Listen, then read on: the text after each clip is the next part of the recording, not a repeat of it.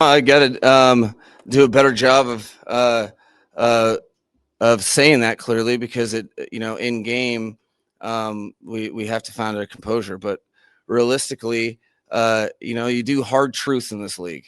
You are always held accountable for your ultimate performance, and you coach through tape. So I have had nor will have no problem, you know, telling the truth of the tape, and you have to um, either you accept it and rise to the challenge and correct those things, or you're subject to the same exact types of failures that I know that the guys are tired of.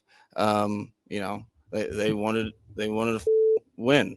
Okay, they did, and they didn't do it. Um, and it's all of us. So I don't think anybody's spared from accountability. I think we all need to look at the mirror, or in the mirror, and uh, uh, the main thing is teams that go through hardships. You double down on those hardships if you don't stick together. So we have to do better collectively, and I'm looking for guys to lean into the team and not try to displace, you know, not try to feel like okay, I did all right, it wasn't my fault. No, that's not how it works. We all have to stay together, and we all have to be focused if we wanted to improve. Dolphins head coach Mike McDaniel there. It's time to head out to the Toyota of Hollywood hotline. Shop over 2,000 Toyotas on sale at one location. Toyota of Hollywood on 441 between Hollywood and Sheridan. ToyotaofHollywood.com, Joe. Boy, it just sounds like the same kind of speech. Man in the mirror. After every game, yeah. Look in the mirror, stick together. See what we're made of. We all want to win. I know that. Omar Kelly, my hero, Dolphins columnist, joins us. Omar, I saw you for a second. You kind of looked at me. I looked at you. And I think we're probably thinking the same thing. Is somebody losing a job tonight? Or tomorrow morning, yes. I have come to the realization I don't think anybody is losing a job right now. And I have gotten to the point where I've realized, in 2019, the Dolphins were artificially tanking. There were a lot of preservatives in it. Yeah. It was an intentional job done to be purposely bad because you wanted to go get a quarterback. The Dolphins are tanking this year, and this year it's organic. They didn't plan on being this bad, but hell, here we are. We might as well take advantage of it. Might as well finish the job. You're not the first one to say that, but listen, the problem here is Brian Flores knew that he was going to have a job. These guys lose all these games. There's no guarantees. Oh, everybody's fired. If they don't know they're fired, I shouldn't say everybody. Everybody will not be involved in the football side of the operations moving forward. If that clears it up, nobody could survive this, Joe. The one thing that Steve Ross hasn't done, and this is literally the only thing he hasn't done, he has not done a scorched earth cleanse of the organization. Yeah. And at this point, you have cancer, it's terminal. You might as well have chemo. So let me ask you, just this team, is it more about the coaching and philosophy, or is it just a bad roster overall? You're playing a bad team yesterday, and they beat you. Oh yeah. It's been a bad roster. Bad roster, soft team, soft mentality.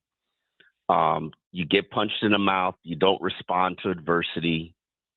Yeah, name the time and opportunity where they've positively responded to adversity within the last 2 years. They don't. They don't very often, no.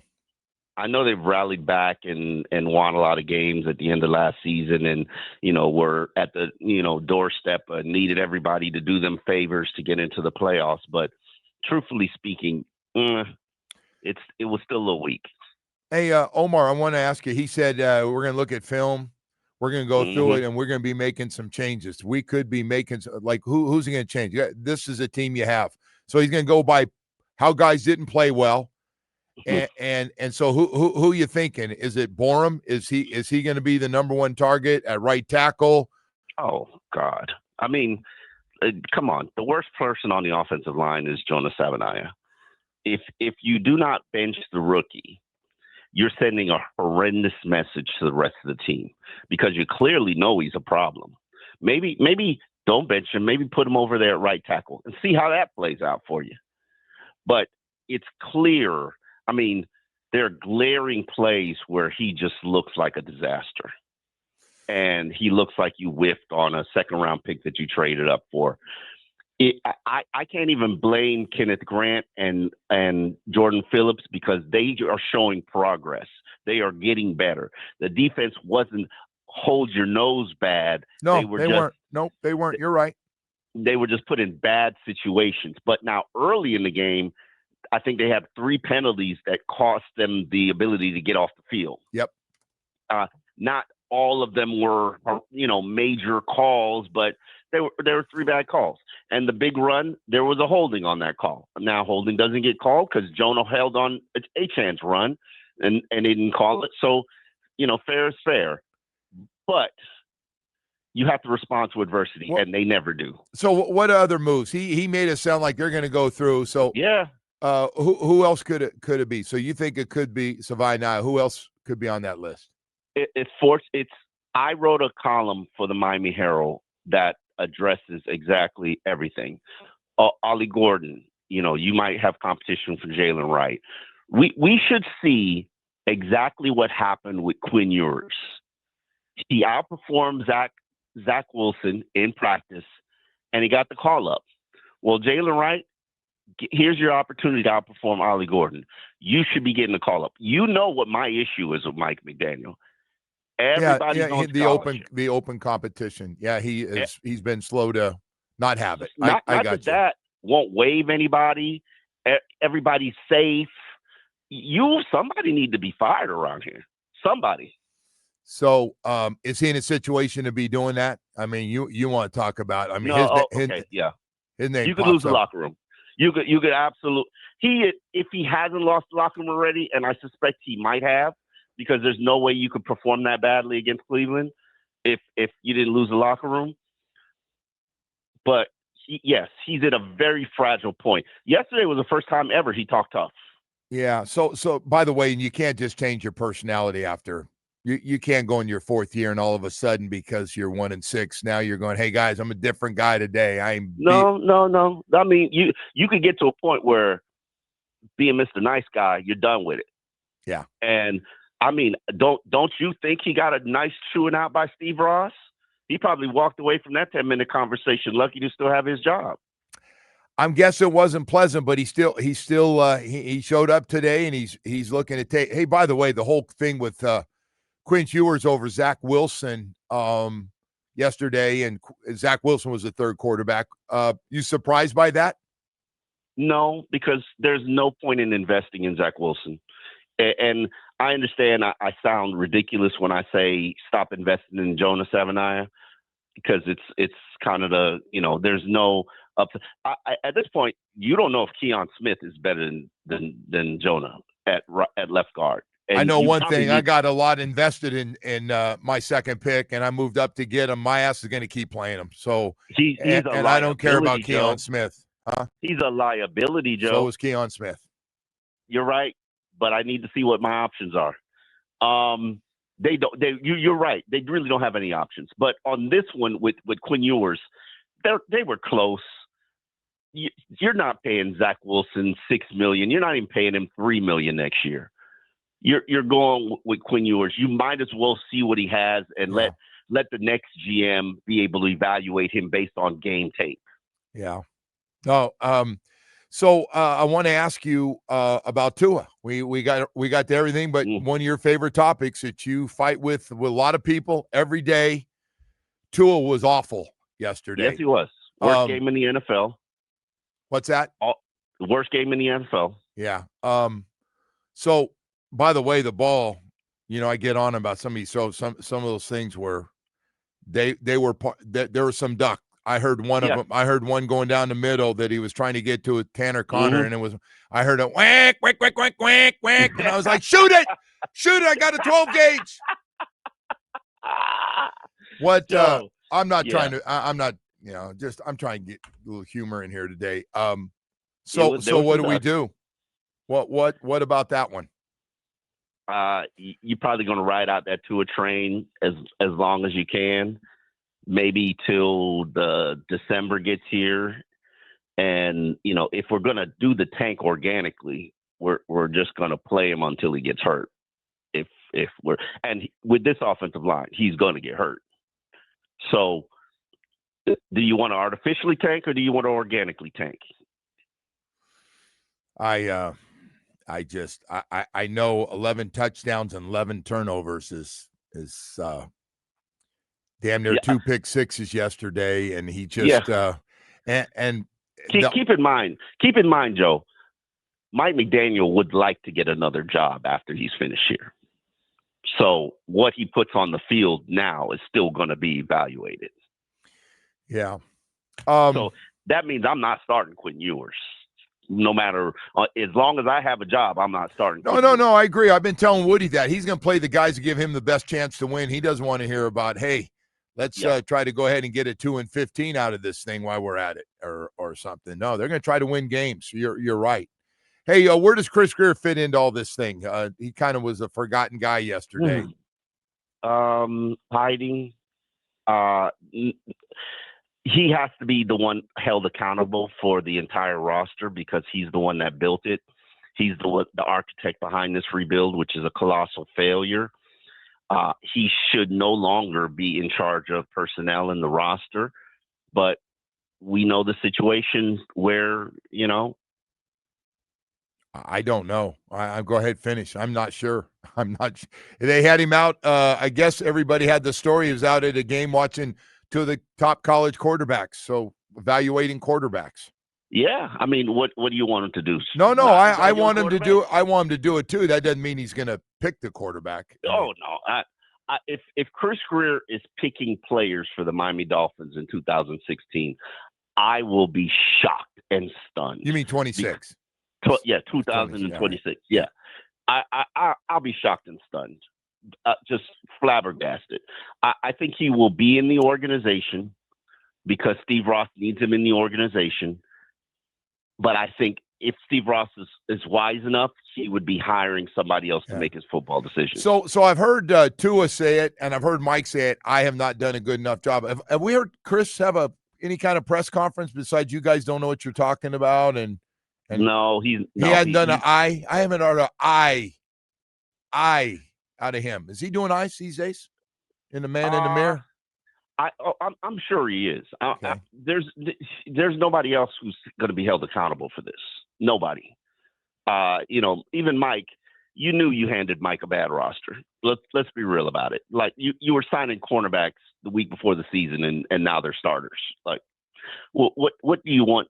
Yeah. What do you want them to do? You want them to work miracles? Your number one problem is you can't stop the run. You're giving up about 60 yards more than the NFL average, and that's on your defensive tackles. And you intentionally made the defensive tackles like this. Yeah. Hey, one other question for you. Jalen Waddle, 1 catch, 15 yards, goes out of the game at the end, standing next to Achane. They're done. Tua's out of the game. I go, I just gotten done saying, those guys they're out. And Waddle comes back in the game, runs an out route, thrown inside, and gets jacked up. Yeah. There's no way Jalen Waddle, everybody's going to tell me, Jalen, I had somebody who's like getting in my car, try to tell me, no, Joe, if you're saying anything about Jalen, and by the way, I hate when people do that when I'm doing a show because I'm going to do it how the F I want to do my show. But they're going, hey, I want to let you know Jalen Waddle is he's not upset about anything. I said, you tell me one guy that's a number one receiver He got one catch for 15 yards and 4 targets, and the fourth one he had to come back in the game late with a rookie quarterback. And you're going to tell me he's just happy, joy? No, he wasn't happy. He wasn't joy. He didn't talk after the game. You know, I Why can't we give him the ball?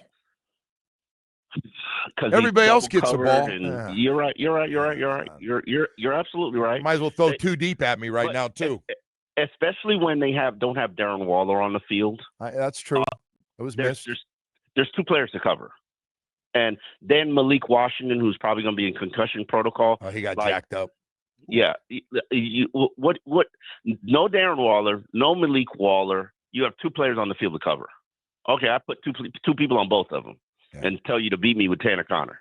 By the way, I'm one guy that continues every day, every game is Devon Achane. I know we're getting him in situations. Sometimes you can't have success, but that 46-yard run and just some of the plays he makes, boy, has he turned out to be, just something positive out of this. He's clearly the best player on the team. Absolutely. No question about it. The type of talent that you probably want to build around. But right now, Joe, Chris Grier's phone should be ringing off the hook from people who want his players. And you might have to are we aggressive in 2 weeks? 2 weeks from tomorrow, 4:00 deadline. Are we moving guys? Or are we going, no, we're gonna play this out? Because we could be 1-8 at that trade deadline. I think this is a fire sale. For the right price, you could have just about everybody but Patrick Paul. Wow. For the right price, Joe. And if Chris Grier was wise, he'd be taking these phone calls and listening. Well, Chris Grier can't make these bold moves unless that's got to come from the very, very top up in Palm Beach County, the man that likes you. Who says he likes me? I don't know if he likes me. He's not talking to me anymore. But that means they like you when they don't. It's like a relationship. Sometimes when they're mad, they care a lot about you. I feel sorry for everybody in the organization, and that includes the players, even though they're doing a poor performance. They consistently talk about how well they're practicing. Okay, why does it? Why does it not translate on field? I think these scout team players need to start whooping your tail. Yeah, because clearly they're not practicing hard enough against you. Yeah. Since you think you practice hard. We just blew up the format, man, because you got some good stuff today. And what do you got in the paper today? What are we going with here today before? Just to look at the possible changes that Mike McDaniel is promising that he's going to make. The man who never makes a change in his depth chart says he's making changes, Joe. All right. We haven't seen it in 4 years, but it's going to happen now. Yeah. Hey, Omar, thank you, man. I appreciate it. All right, guys. Omar Kelly, Miami Herald Dolphins columnist, joining us here this morning. We're going to just go ahead and take a little time out. We'll be right back.